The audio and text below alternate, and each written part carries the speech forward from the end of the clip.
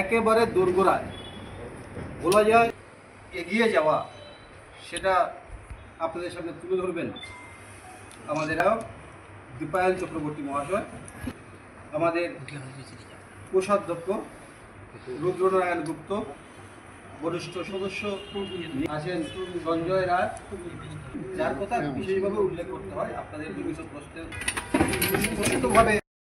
বিশেষ করে একটা চিন্তাধারা হয়েছিল বিধায়ক হওয়ার পরবর্তীকালে, আমি চিন্তা করেছিলাম যে এই নেতাজি মূর্তিকে আমাদের একটু বড় করা দরকার, কারণ শহর অনেক বড় হয়েছে।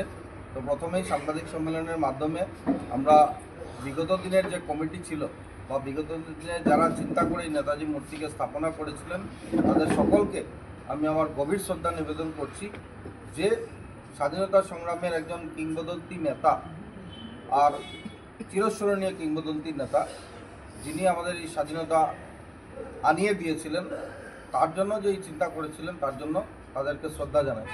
পরবর্তীকালে আমার লেগেছিল যে নেতাজি মূর্তিকে বড় করার প্রয়োজন রয়েছে, তাই শহরের কিছু বিশিষ্ট ব্যক্তি যারা আমাকে সবসময় পরামর্শ বিধায়ক হিসেবে দিয়ে থাকেন, তো তাদের সাথে কথা শেয়ার করি, আর সেখান থেকে মূলত এই কথা আগ বাড়ে।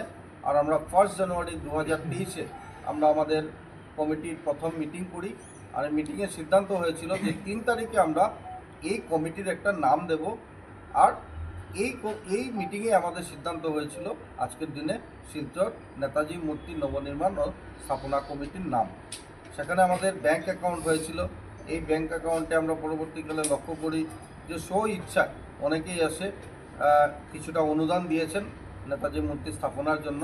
আমরা চিন্তা করেছিলাম যে নেতাজি মূর্তিটাকে আমরা যদি শুধু বসালে হবে না, এই যে রোটারি রয়েছে, এই রোটারিটা ভাঙচুর আছে, এই ডেলাপেটেড রোটারিকে আমরা ভেঙে নতুন করে একটা সুন্দর রোটারি তৈরি করব, আর তারপর আমরা নেতাজি মূর্তিকে স্থাপনা করব। পাশাপাশি আরেকটা চিন্তা হয়েছিল যে আপনারা দেখেছেন যে এই এরিয়াতে যানজটেরও কিছুটা সমস্যা হয়, সেই কথা চিন্তা করে যে এক্স্যাক্টলি সরকারি জমিন কতটুকু আছে সেটা দেখার জন্য ডিমার্কেশন হয়েছে। এই ডিমার্কেশনের পর কিছুটা আমরা এনক্রোচমেন্ট ছিল, এই এনক্রোচমেন্ট ফ্রি করতে সকলের সহযোগিতায় সেটা ফ্রি করতে সম্ভব হয়েছে। যেখানে যারা ব্যবসায়ী সমিতি ছিলেন বা কারো যদি এনক্রোচমেন্টের জন্য কিছুটা দোকান চলে এসেছিলো রাস্তায়, উনিও কিন্তু আমাদেরকে সহযোগিতা করেছেন, যার জন্য আপনারা দেখবেন সোনাই রোড দিকে যান বা হসপিটাল রোড দিকে যদি আমরা যাই, তাহলে এই এরিয়াটার ড্রেনটা আমরা যে কনস্ট্রাকশন চলছে মোটামুটিভাবে তাকে আমরা শেষ করতে সম্ভব হচ্ছে। আগামী 15 দিনের মধ্যে সেই কাজ শেষ হয়ে যাবে। এই কাজটা হওয়ার দরুন না হওয়ার দরুন আমাদের লেট হয়েছে, কারণ আমরা যদি রোটারিটাকে করতে চাই তাহলে সেন্টারটা বের করতে হবে। হচ্ছে যে আগামী 23 জানুয়ারি আমরা যাতে নেতাজিকে এখানে রিইনস্টল করতে পারি, এই স্বপ্ন নিয়ে আমরা কাজ করছি। বাকি মানুষের আশীর্বাদ, ভগবানের আশীর্বাদে যদি সেটা সম্ভব হয়ে যায়, আমরা 23 তারিখে নেতাজি মূর্তিকে রিইনস্টল করতে যাচ্ছি। তো এই নেতাজি মূর্তির পাশাপাশি আপনারা জানেন যে ড্রেনগুলো হবে, এই ড্রেনগুলো আমরা কমপ্লিট হওয়ার পর সেখানে আমরা টাইলসের ব্যবহার করব, আমরা সুন্দর লাইটেরও ব্যবহার করব। রোটারিতে আপনাদেরকে দেখাবেন মাননীয় সৌগত মহোদয় রোটারিটা আমরা কী করে সুন্দর করে ডিজাইন করেছি।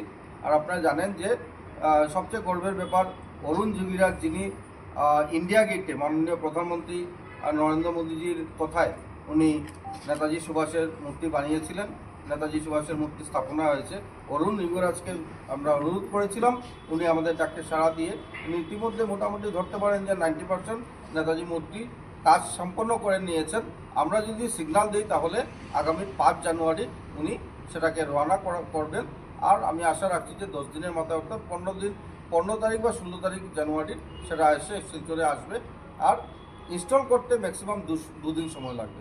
এখানে বেজের উপর যে প্যাডেস্টাল যেটা উনি বানিয়েছেন সেটা 9.5 ফিট রয়েছে, আর নেতাজি মূর্তি যেটা রয়েছে সেটা 10 ফুট রয়েছে, তার মানে 19.5 ফুট উঁচু আমাদের এই মূর্তি বসানো হবে।